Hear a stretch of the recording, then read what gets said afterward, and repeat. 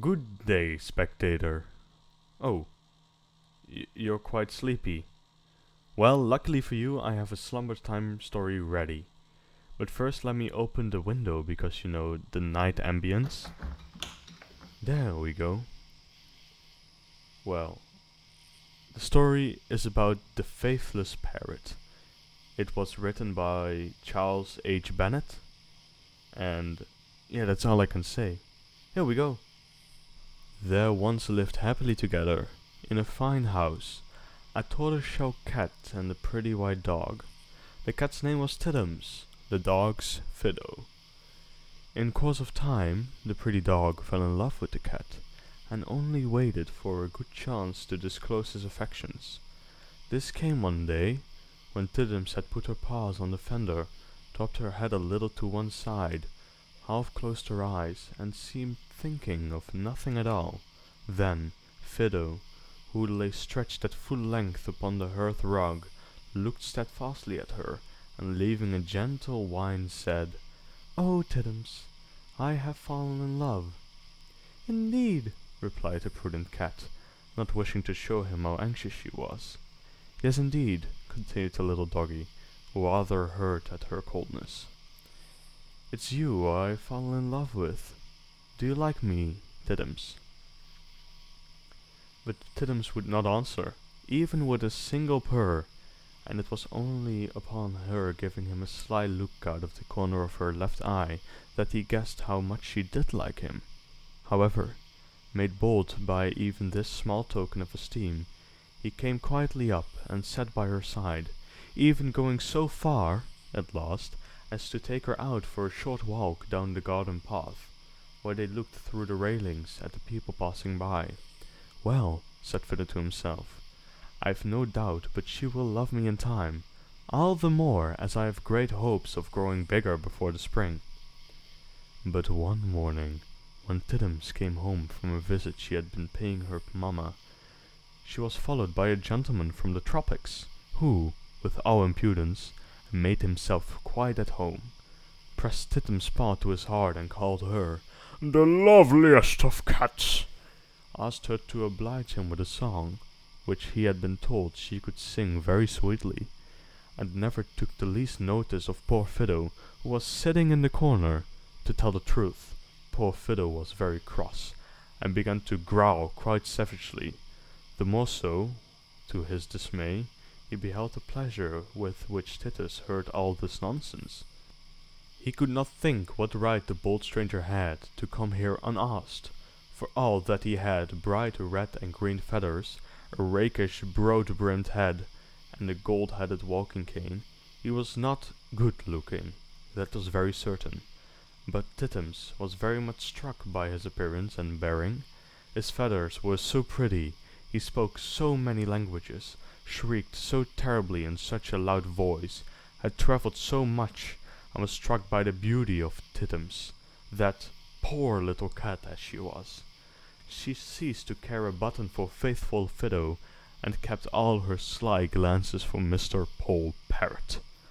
"Lovely Tiddums," said Mr. Poll, "you must forget such upstart puppies as Fiddle. Listen to me. I am a traveller. I speak 5 languages. I have a palace made of golden bars, which within I have a perch fit for a king. I have a pension of bread and milk and Barcelona nuts, all of which I will share with you. Tomorrow we will go on a trip into the fields next to the house. Goodbye for the present, my dear pussycat." And he went away, kissing his hand. Poor Fiddle howled, "Naughty Tiddums." As day followed day, Miss Puss neglected her little dog more and more. She walked out with Mr. Poll Parrot, she sang to him, looked kindly at him, and, in fact, only seemed happy when he was by. Poor Fiddle was true to his first love. Although almost brought to despair, he got very thin indeed, and his fine bushy coat, which he kept nice and clean, became ragged and dirty. Indeed, Mr. Parrot carried all before him. He was so grand, so loving, and so clever, that Fiddle, from being deserted, became despised. One evening, just after dark, as he was roaming about, feeling very sad, and thinking perhaps it would be better to run away, he all at once found himself in the next garden, and while he was looking around him, he heard voices. "Lovely Mrs. Daw," said one of the voices, which he seemed to recognize. "I am a traveler. I speak 5 languages. I have a palace made of golden bars, within which is a perch fit for a king. I have a pension of bread and milk and nuts, all of which I will share with you. Tomorrow we will fly for an excursion on the great oak tree in Farmer Hodges' field." Dear me, thought Fiddle, this must be Mr. Parrot. And sure enough, so it was. Mr. Parrot indeed, and making the warmest of love to old Mrs. Daw, the widow of Miser Jack Daw, who, during a long life, and by means of stealing and saving, had laid by a large fortune, which he had left Mrs. Daw to enjoy. The old widow seemed very much pleased at the warmth of Mr. Pole's love, and no doubt thought that every word he said was true, leering around him with her old eyes, and wishing that she had put on a clean muslin cap, as it might have made her look even younger than she thought she did. As for Fiddle, he almost jumped for joy. He ran home as soon as he ever could. "Oh, Tittums," said he, heedless of her scornful looks, "what do you think I have found out?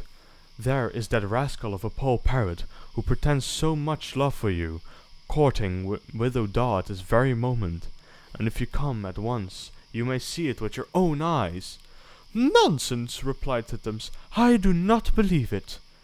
"Well," said the dog, "to convince you, if you only come to the other side of the wall, you shall see that what I have said is quite true."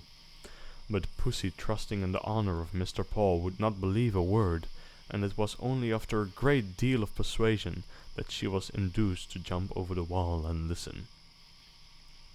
Mr. Pole and Mrs. Daw were still courting, and the parrot was trying, by coaxing the old lady, to find out how much she was worth, and where all her treasures were hid. Indeed, Mrs. Daw was just on the point of telling him her secret, when Tittums, unable to contain herself, rushed at Mr. Pole and scratched his face. "Oh, you bad parrot," she said, "did you not promise to marry me, and take me to your golden palace?" "Golden palace!" screamed Mrs. Daw. "Why, you wicked bird, that's what you promised me. Stay, ma'am, what did he say besides? Did he promise you any bread and milk, or Barcelona nuts?" "Yes, he did, he did," continued the cat, scratching and clawing the false, faithless parrot as she spoke. "Well," said Pussy, now fairly exhausted, "I hope you are satisfied. If ever you come near our house again, I'll scratch out every feather you have on your back."